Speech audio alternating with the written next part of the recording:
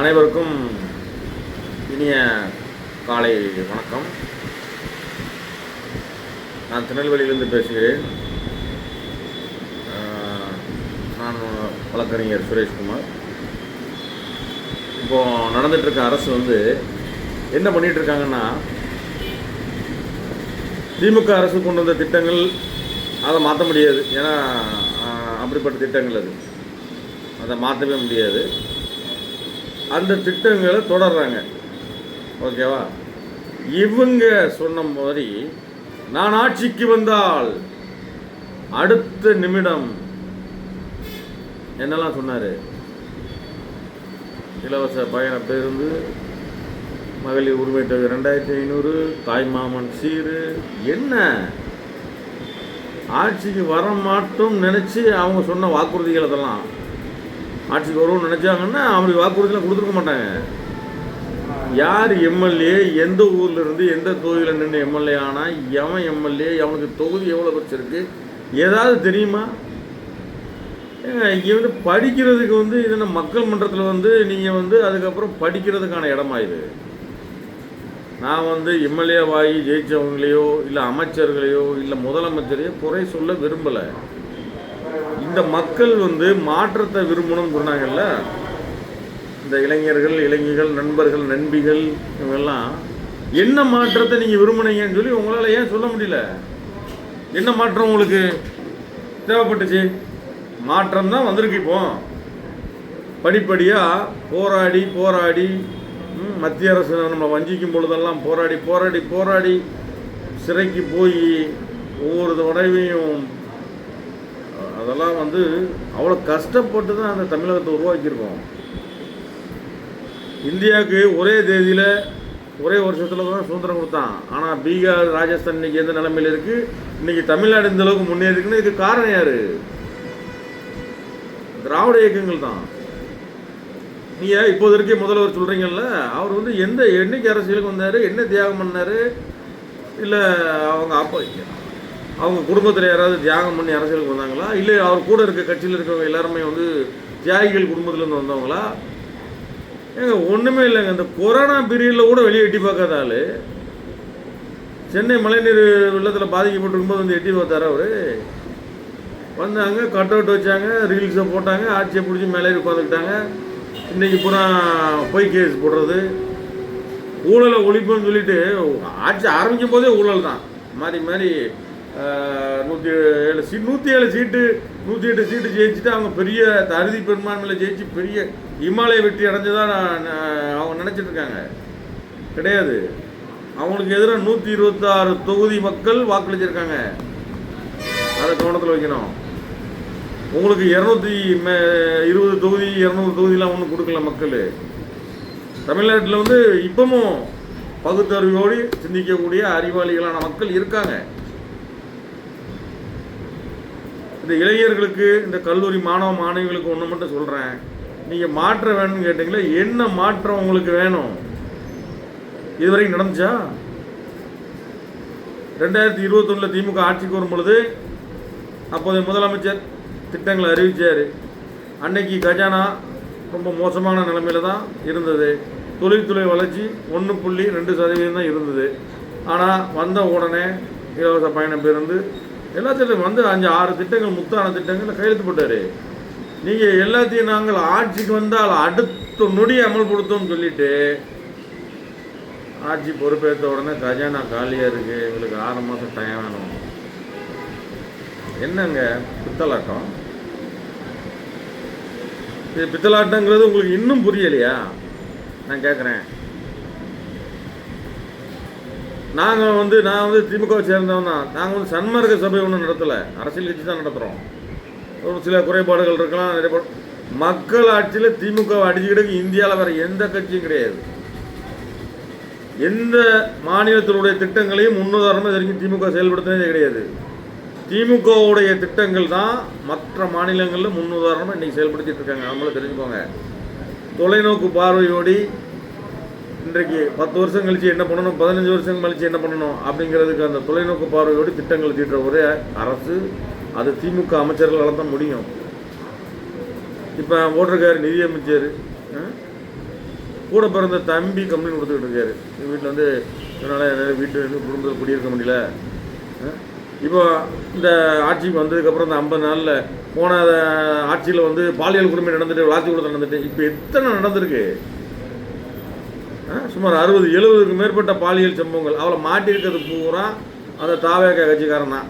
இவனுக்குன்னு தனியாக ஜெயில் கட்டலாம் போல இருக்குது. அந்த அளவுக்கு நடந்துகிட்டு இருக்கு. ஊழலை ஒழிப்போம் சொல்லி ஊழல் பண்ண அவ்வளோ பேரையும் உங்கள் கட்சியிலே சேர்த்துக்கோங்க. அப்புறம் என்ன ஊழலை ஒழிக்க போகிறேன்? நீங்கள் ஆட்சிக்கு வரும்போதே தீய சக்தின்னு சொன்ன திமுக கூட்டணியிலிருந்து ஜெயிச்சு வந்த எம்எல்ஏக்களை கூட்டி விலை பேசி பேரம் பேசி அவங்களுக்கு சோபாவை கொடுத்து ஊழல் பண்ணி தான் நீங்கள் ஆட்சிக்கே வந்திருக்கீங்க. ஊழலை ஒழிப்புன்னு சொல்கிறதுக்கு உங்களுக்கு என்னங்க தகுதி இருக்குது? எந்த விதமான தகுதி, அடிப்படை முகாந்திரமே இல்லையே. ஊழல் ஒழிப்புன்னு சொல்கிறதுக்கான உங்களுக்கு என்ன இருக்குது? கான்ஃபிடெண்ட்டாக இருங்க. என்ன கான்ஃபிடெண்ட்டாக? என்னைக்கு வரைக்கும் மக்களை ஏமாற்றி மோசடி பண்ணி வந்துட்டீங்க. அதனால் வந்து திராவிட முன்னேற்ற கழகத்துக்கு வந்து எந்த விதமான இழுக்கும் ஏற்பட போகிறது கிடையாது.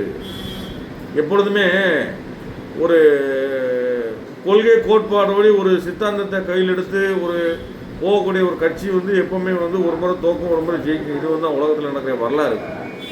பிராடு பித்தலாட்டம் பண்ணுறவன் தான் தொடருவான். ஆனால் வந்து இந்த கடந்த 2001 to 2006 இந்த ஆட்சியில் கொண்டு வரப்பட்ட திட்டங்கள் மாதிரி வேற எந்த திட்டங்கள் எந்த அரசால இது வரைக்கும் கொண்டு வரப்பட்டிருக்கு இந்தியாவில்? சொல்லுங்க பார்ப்போம். நான் கேட்குறேன், இந்த முதல்வர் பிரச்சாரத்தின் போது என்ன சொன்னார்? பொருளாதார வளர்ச்சி பின்னடைவு, கல்வி இல்லை, மருத்துவ வசதி இல்லை, தமிழ்நாடு சீரழிந்து விட்டது, தமிழ்நாடு தூக்கி நிறுத்தணும் அப்படின்னாரு. நீதி ஆயோக் கூட்டத்தில் போய் என்ன பேசினாரு டெல்லியில்? தமிழ்நாடு பொருளாதாரத்தில் இந்திய அளவில் 2வது இடத்தில் உள்ளது சொன்னாரா இல்லையா முதல்வர்? ஏன் ஒரு மதத்தில் ஒரு தூக்கி நிறுத்தினார்? அதை மகளிர் மேம்பாட்டில் தமிழக அரசு உயர்வான இடத்துல இருக்குது. மகளிர் சுய உதவிக்குழு அமைக்கப்பட்டு பெண்கள் பெருமளவில் முன்னேற்றம். யார்டா கொண்டு வந்தது மகளிர் சுய உதவிக்குழு? நீங்கள் கொண்டு வந்ததா? 47% விழுக்காடு பெண்கள் இந்திய அளவில் வேலைவாய்ப்பில் முன்னுரிமையில் உள்ளனர். யார் கொண்டு வந்தது? நீங்கள் கொண்டு வந்தீங்களா?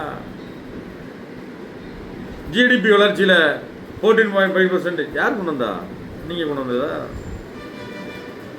என்னடா இது பேச வெக்கமா இல்லையா உங்களுக்கெல்லாம்? பிரச்சாரத்தின் போதில் வந்து திமுக அரசை பூரா குறை சொல்லி பேசிட்டு டெல்லியில் போய் நிதி ஆயோக்கில் திமுகவோட சாதனைகளை போய் நாங்கள் செஞ்சோம், எங்கள் தமிழ்நாடு மயில பிடிங்கி இருக்குன்னு சொல்லி போய் பேசுகிறல்ல, அசிங்கமா இல்லை? எந்த முகத்தை வச்சுக்கிட்டா பேசுகிறீங்க? அன்றைக்கி 74 பேருக்கு பணி நியமன ஆணையம் வளருங்க. யாருடா அவங்கள தேர்ந்தெடுத்தது? பணி நியமன ஆணையம் மட்டும் வழங்கிட்டா நீங்கள் செஞ்சது அர்த்தமாது? இந்த பிராடு பித்தலாட்டங்கள்லாம் ரொம்ப நாளைக்கு ஓடாது. எல்லாமே எந்த பள்ளிக்கூடத்துக்கெல்லாம் வாசலில் பாரு, அதில் முத்தமிழ் அறிஞர் கலைஞர் பேர் திராவிட முன்னேற்ற கழகம் தான் இருக்கும். எந்த ஆஸ்பத்திரிக்கு போ அங்கே பேர் இருக்கும். சென்னைக்குள்ளே நீ போகிற பாலம் அவ்வளவும் திமுக கட்டினதாண்டா. இனிமேல் கட்டவே முடியாது, இடமே கிடையாது. எந்த திட்டமும் உங்களுடைய கல்வெட்டை வைக்கிறதுக்கு இடம் இருக்காது தமிழ்நாட்டில். அவ்வளோ திட்டங்களையும் கொண்டு வந்து நிறைவேற்றிருக்கோம். ஒருத்தன் பவுடரை நுணுக்குறான், அவன் ஒரு அமைச்சர். இன்னொருத்தன் ஒயின் ஷாப்பில் பார்லேயே உட்காந்து குடிக்கிறான், அவன் துணை சபாநாயகர். இன்னொருத்தன் லாட்ரியை விற்று இந்த நாட்டை நாசம் பண்ணுற குடும்பத்தில் அவன் பொண்டாட்டி அதில் அக்யூஸ்டு போதைப் பொருள் கடத்தல, அவன் தான் போதையை ஒழிப்பாங்க. இன்னொருத்தன் தலையில் பாட்டில் வச்சுக்கிட்டு ஆடுறான், அவன் ஒரு எம்எல்ஏ. பாலியல் குற்றங்கள் நடக்குது அப்படின்னு போய் பார்த்தா அம்பட்டு பயலும் தாவாக்கள் உள்ளவனா. இதற்கு முன்னால் குற்றங்கள் நடக்கும்போது யாருன்னு தெரியல, இப்போ தான் தெரிய வருது. அவ்வளோ பேரும் தாவாக்காவை சேர்ந்தவன் தான் இன்றைக்கி இந்த பாலியல் குற்றங்கள் கொண்டது போகிறாமே அவங்க தான். அவங்களுக்குன்னு தனியாக ஒரு ஜெயில் கட்டி ஒரு குவாரண்டைன் அமைக்கலாம், அந்த அளவுக்கு இருக்குது. இன்றைக்கி காவல்துறையை ஏறி விட்டு நம்ம முன்னாள் அமைச்சர் அண்ணாச்சி அறிஞர் ராதாகிருஷ்ணன் மேலே கேஸ் போட்டாங்க. என்னாச்சு கேஸு? நேற்று ஒரு ஜென்ஸு ஷர்ட்டில் உள்ள தம்பியை போய் ராத்திரி 4 மணிக்கு தூக்கிட்டு போனாங்க. என்னாச்சு? இந்த காவல்துறையும் ஏன்டா கவலைப்படுத்துறீங்க? வழக்கு போடுறதுக்குன்னு சொல்லி ஒரு முகாந்திரம் இருக்குது. குற்றச்செயல் இருக்கணும், பிரைமா பேசி கேஸ் இருந்தால் தான் அவன் வந்து எஃப்ஐஆர் போட முடியும், நிற்கும் அந்த எஃப்ஐஆர். சும்மா யாரை வேணாலும் எதை வேணாலும் போடலாம் அப்படின்னா, அதாவது உங்கள் காட்டாட்சி தர்பார், நீங்கள் உங்கள் கையில் ஆட்சி இருக்குன்னு சொல்லி இந்த ஆட்டம் போடலாம் இருக்கிற திமுக வந்து சும்மா இருக்காது. அதை மட்டும் ஞாபகம் வச்சுக்கோங்க. திமுக வழக்கு போடும், கரையான் மாதிரி மெதுவாக தான் வேலை பார்ப்போம். ஆனாப்பட்ட ஜெயலலிதாவையே பிடிச்சி உள்ள அடைச்ச கட்சி. ஆனால் ஜெயலலிதா திருப்பி ஆட்சிக்கு வந்து திமுக உள்ளடக்க முடிஞ்சா? முடியாது.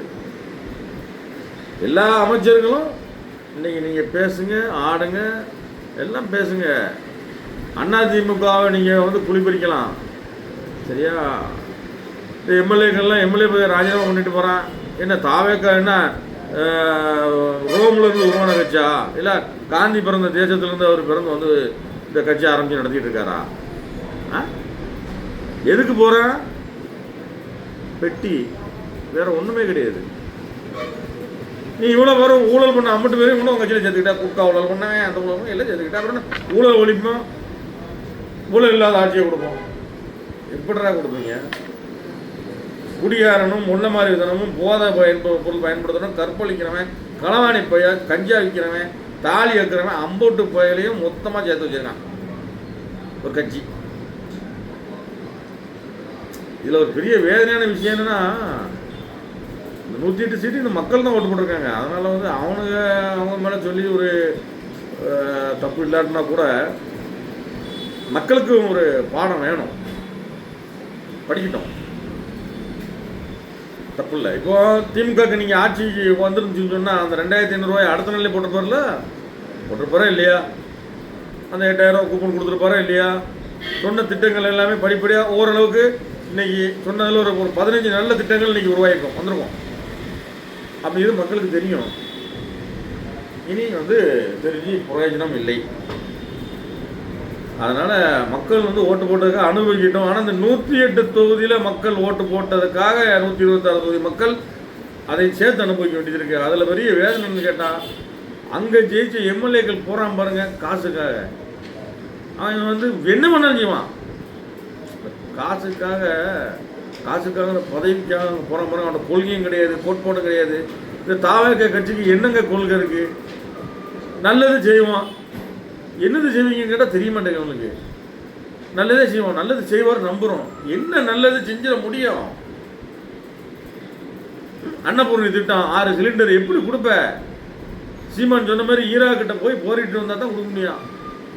அப்போ வாயில் வந்ததை எனத்தையாவது போட்டுட்டு பேச வேண்டியது, மைக்கை பிடிச்சி. இந்த மக்கள் அதை நம்பி கொண்டு உங்களை உட்கார வச்சுட்டாங்க. நான் வந்து இந்த அரசியல் தலைவர்களாக உருவாகிருக்கக்கூடிய அந்த தாவேக்கள் உள்ளவங்களை வந்து நான் அதிகமாக குறைச்சல் விரும்பலை. ஏன்னா வந்து அவங்கள பற்றி அவங்க தொகுதி மக்களுக்கு தெரியாது. ஏன்னா இவன் கஞ்சி அடிப்பான், இவன் தண்ணி அடிப்பான், இவன் குடிக்காரன், இவன் கற்பழிப்பான், இவன் அடிதடி பண்ணக்கூடியவன், ரவுடி போய் எல்லாம் தெரியாது. ஏன்னா அவன் எம்எல்ஏ யாருன்னு அவங்களுக்கு தெரியாத, இப்போ வரைக்கும் தெரியாத. பாதி தொகுதியில் இவன் எம்எல்ஏன்னு முதலமைச்சருக்கே அவனோட எம்எல்ஏக்கள் யார் யாரும் தெரியுமாங்கிறதே தெரியாது. அவர் ஏதோ வாராரு போகிறாரு. இவங்கெல்லாம் வந்து ஏடிஎம்கேலேருந்து போகிறான். 35 வருஷமாக அந்த கட்சியில் நான் இருந்தேன், இப்போ நான் போகிறேங்க. என்னடா வந்துச்சு உனக்கு? 35 வருஷம் அந்த கட்சியில் இருந்து இன்னொரு 5 வருஷம் இருந்துட்டு செத்து போ. எதுக்கு தாவே கேட்க போன? நீ உடம்புல உனக்கு சூடு சுரணம் இல்லை, உன் பொண்டாட்டி உன்னை மதிப்பா? வீட்டில் என்ன கொள்கடா இருக்கு? ஒரு கட்சி நோக்கி நீ போற. தாவேக்கள் வந்து இப்படி வந்து ஒரு மக்கள் நல்ல திட்டங்கள்லாம் கொண்டு வரக்கூடிய கட்சி, இது வந்து ஒரு பாரம்பரியமான கட்சி, இது வந்து மக்களுக்கான போராட்ட கட்சி அப்படின்னா நீ போ. என்ன கொள்கடா வச்சிருக்கான்? போற செத்து போங்கடா. இப்போ இதெல்லாம் அந்த கொடியை போத்துட்டு சாகணும்டா. அவன் தான் கட்சிக்காரன். இல்லை ஏதாவது இது வரைக்கும் ஒரு 6 மாதம் வெயிட் பண்ணி அவருக்கு நல்லது பண்ணிட்டார், மக்களுக்கு மக்களாட்சி நடத்தாரு, பரவாயில்ல. ஒன்றுமே பண்ணலையாடா. கொலை குற்றங்களும் கற்பழிப்புகளும் கொண்டு தான் அதிகமாக இருக்குது. இது வரைக்கும் சொன்ன திட்டங்களில் ஏதாவது ஒன்று செஞ்சுருக்கீங்களா? அவங்க செஞ்சுருக்காங்களா? ஏதாவது? ஒன்றுமே கிடையாது. எந்த அடிப்படையில் போகிறாங்க தெரியல. பணம் ஊழல் பண்ணி தான் ஆட்சிக்கு வர்ற, அப்புறம் என்ன ஊழல் ஒழிப்பேன்? என்ன லாஜிக்னே புரியலை. இப்போ வரைக்கும் எம்எல்ஏக்களை ராஜினாமா பண்ணிட்டு வர்றவங்களுக்குள்ள வரவே இருக்கீங்க. அவருடைய நோக்கம் என்ன? இப்போ திருமாவளவன், காங்கிரஸ், கம்யூனிஸ்ட்டு, ஐயுஎம்எல்ஏ, இது திடீர்னு இவங்களை நம்ப முடியாது, இவங்க காலம் வருவாங்க, அப்பப்போ இவங்க இவங்களுக்கு ஏதாவது கொடுக்க வேண்டியிருக்கும், சோபா சேரு ஏதாவது கொடுத்துக்கிட்டே இருக்கணும். அப்போ என்ன பண்ணலாம்? ஒரு 10-15 எம்எல்ஏக்களை ராஜினாமா பண்ண வச்சு திருப்பி தாவாக்கு சின்னத்தில் நிப்பாட்டி சிங்கிள் மெஜாரிட்டிக்கு வந்ததுக்கப்புறம் இவங்களை பூரா அடித்து பற்றிடுவோம். அதுதான் பிளானு. அதுக்கு இந்த எம்எல்ஏ ஆகிறது தான் கட்சியில் ஒரு உச்சபட்சம் ஒருத்தனுடைய ஆசையாக இருக்கும். அதுக்கப்புறம் அமைச்சர் ஆகலாம், அவ்வளோதான். அந்த எம்எல்ஏ பதவியே வேண்டாம்னு விட்டுட்டு போகிறான்னு சொன்னால் அப்போ அவன் என்ன நோக்கத்துக்கு அங்கே போகிறான் அப்படிங்கிறது மக்கள் வந்து நீங்கள் சிந்திச்சு பார்க்கணும். திமுக என்ன செஞ்சதுன்னு கேட்டால் 1 மணி நேரம் என்னால் சொல்ல முடியும். அதிமுக என்ன செஞ்சதுன்னு கேட்டால் அவங்களால ஒரு 10 நிமிஷம் பேச முடியும். தாவேக என்ன செய்ய போகுதுங்கிறது இது வரைக்கும் தெரியாது. அதுக்கு கொள்கையும் கிடையாது, கோட்பாடும் கிடையாது.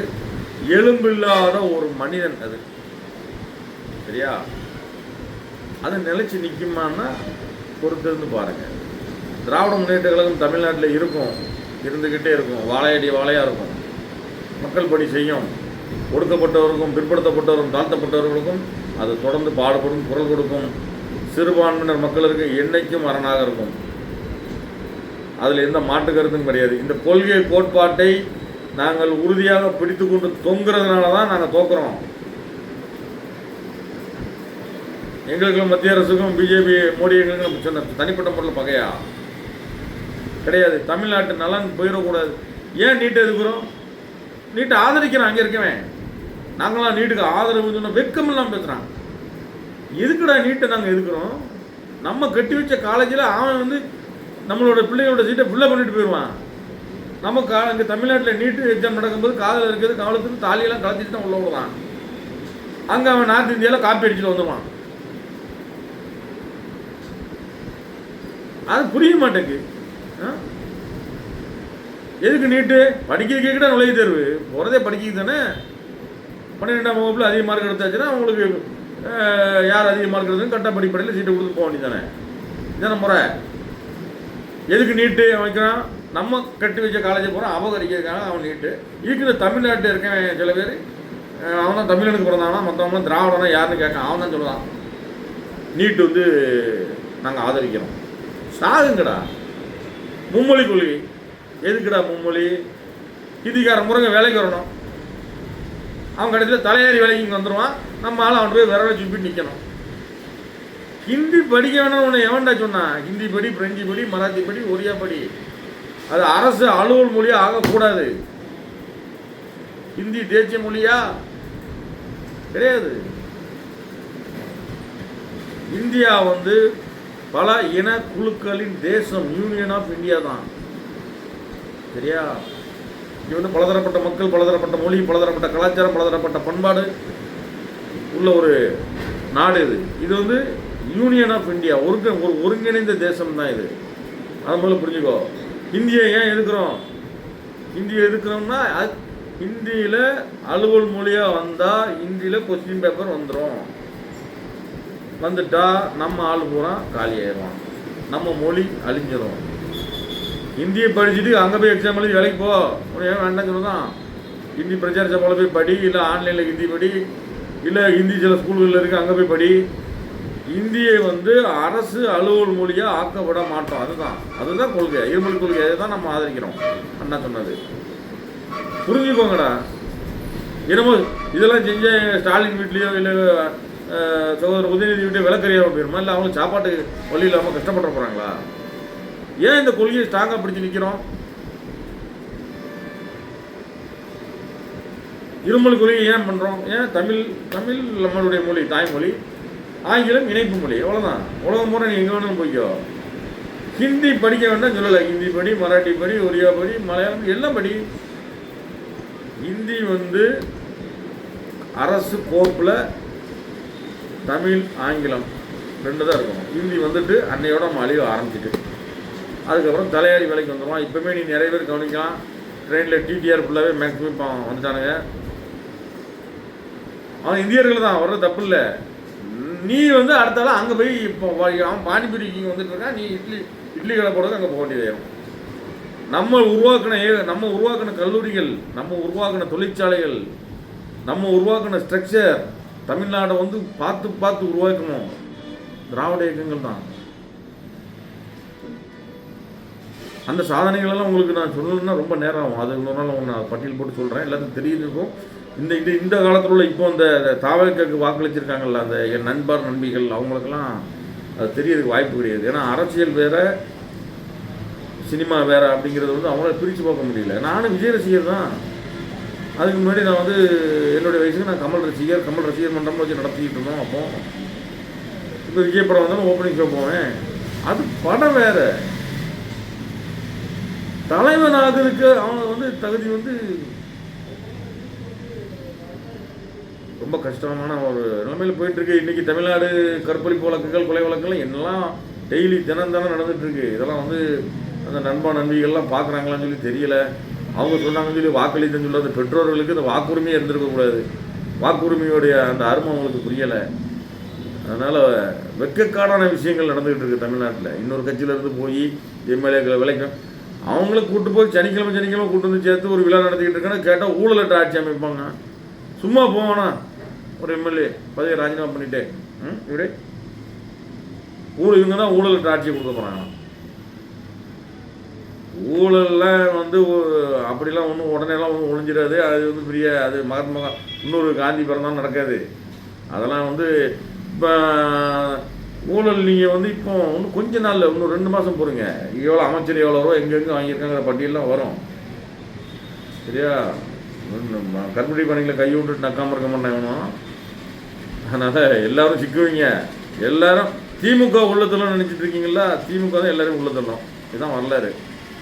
கொஞ்சம் பொறுமையாக இருந்து பாருங்கள், ஒவ்வொருத்தரும் என்ன பாடுபடுதான்னு பாருங்கள்.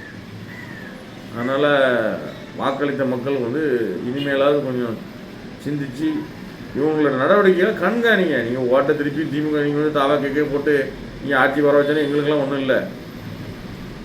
சரியா? இன்றைக்கெல்லாம் அந்த நீதிமன்றங்களில் வழக்கறிஞர்கள் நியமனம்லாம் நடந்திருக்கு. கோர்ட்டு பக்கமே எட்டி பக்கம்லாம் அதில் 10 பேர் பதவியில் இருக்கான். இன்னும் அது நான் ரொம்ப சொல்ல விரும்புகிறேன், நான் வக்கீலுங்க. அதனால் அதெல்லாம் காலத்தின் கேடு. அது ஜட்ஜி தான் அதை முடிவு பண்ணணும். சில எம்எல்ஏக்கு தொகுதி எங்கே வைக்கிறதுனே தெரிய மாட்டேங்குது. அவன் எந்த ஊர்லேயும் நின்றான், எந்த ஊர்லேயே பிறந்திருக்கான், இங்கே வந்து எம்எல்ஏ இருக்கான், அந்த மக்களுக்கும் தெரிய மாட்டேங்குது. ஏதோ நடக்குது. ஆனால் வந்து கேட்டால் என்ன செய்வாங்கன்னா, நாங்கள் வந்து நல்லது பண்ணுவோம். அது என்ன நல்லதுன்னு தான் தெரியலை. இது வரைக்கும் சொல்லவும் இல்லை. என்ன பண்ணுறாங்கன்னு பார்ப்போம், வெயிட் பண்ணுவோம். நல்லது பண்ணது வாய்ப்பு இல்லை. ஆனால் ஒன்று மட்டும் திருப்பி சொல்லுதேன், ஊழலற்ற ஆட்சி அமைப்போம்னு சொல்கிறத நான் வந்து விட மாட்டேன். அந்த வார்த்தை வந்து, ஏன்னா ஊழல் பண்ணி தான் நீ ஆட்சிக்கே வந்திருக்கீங்க. 10,000 கோடி பணம் ஏது? இந்த எம்எல்ஏக்களை விலைக்கு வாங்குறதுக்கு உங்களுக்கு ஏது பணம்? அன்றைக்கி வைகோ வந்து பொதுக்குழுவில் என்ன சொன்னார்? விஜய் சொல்லி தான் 2 எம்எல்ஏக்களை ராஜினாமா பண்ண சொன்னார். நான் பிரச்சாரத்துக்கு வரேன்னு சொன்னாருன்னு சொல்லி முதல் நாள் பொதுக்குழுவில் சொன்னார். அதுக்கப்புறம் அடுத்த நாள் அதை மாற்றி பேசுகிறார். அந்த ஆளை விடுங்க, அவர் ஒரு கழிச்சடி ஆகி போனார் அரசியலில். நானும் அவரை வந்து ஒரு தலைவனை ஏற்றுக்கிட்டு ஒரு காலத்தில் அவருக்கு மேலே பயணித்த ஆள் தான். அவருக்காக சிறைக்கெல்லாம் போயிருக்கேன். அவர் ஒரு சொற்பொழிவாளர், அவ்வளோ தலைவருக்கு லாய்க்கு கிடையாது. இந்த கிருபானந்த வாரியாரெலாம் கோயிலில் போடுவாங்கள்ல, அந்த மாதிரி ஒரு சொற்பொழிவாளர், அருமையான சொற்பொழிவாளர். மற்றபடி தலைவன்லாம் ஆறுக்கான தகுதியெலாம் அவருக்கு கொஞ்சம் கூட கிடையாது. ஏன்னா இராணுவ படை மாதிரி அவர் பின்னால் ஒரு கூட்டம் அணிவகுத்து நினைச்சு 50 பேரையும் விற்றுட்டார் ஃபுல்லாக, மொத்தமாக சேல்ஸ். அதனால் அவருலாம் ஒரு காமெடி பீஸ்ன்னு வைங்களேன். சொன்னோம்னா சொற்பொழிவாளர். ஒரு இந்த மேடையில் அந்த கோயில்களில் உட்காந்துக்கிட்டு இந்த இதெல்லாம் பேசுகிறாங்கல்ல, அந்த தேவாரம் திருவாசகம் பாடுறது, இந்த மாதிரி அந்த மாதிரி கிருபானந்த வாரியார் இருந்தாலும் அவர் மாதிரி இவர் ஒரு சொற்பொழிவாளர்.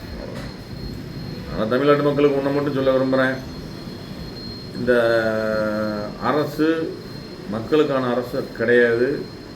இவங்களுடைய நோக்கம் ஊழல் பண்ணுறவனை விடமாட்டோம், அவனை பிடிச்சி எங்கள் கட்சியில் சேர்த்துக்கிடுவோம் அப்படி சொல்லி சேர்த்துக்கிட்டு இருக்காங்க. அதனால் எல்லாத்தையும் சேர்த்து முடிக்கட்டும். அதுக்கப்புறம் இவங்க என்ன பண்ணுறாங்கங்கிறத பொறுத்திருந்து பார்ப்போம். திமுக வந்து சும்மா இருக்காது, இன்னும் நிறைய விஷயங்கள் இருக்குது, இன்னும் கொஞ்சம் போக போக வெளிவரும். திராவிட முன்னேற்ற கழகத்தின் தலைவர் வந்து நாகரிக அரசியல் பண்ணணும்னு சொல்லி சில விஷயங்களை அந்த நேரத்தில் விட்டுட்டார். அதில் எங்களுக்கே அவர் மேலே வருத்தம் உண்டு. நாகரிக அரசியல் பண்ணதுனால தான் இன்றைக்கி இந்த கட்சியெலாம் வந்திருக்கு. காலம் பதில் சொல்லும், பொறுத்திருந்து பார்ப்போம். நன்றி, வணக்கம்.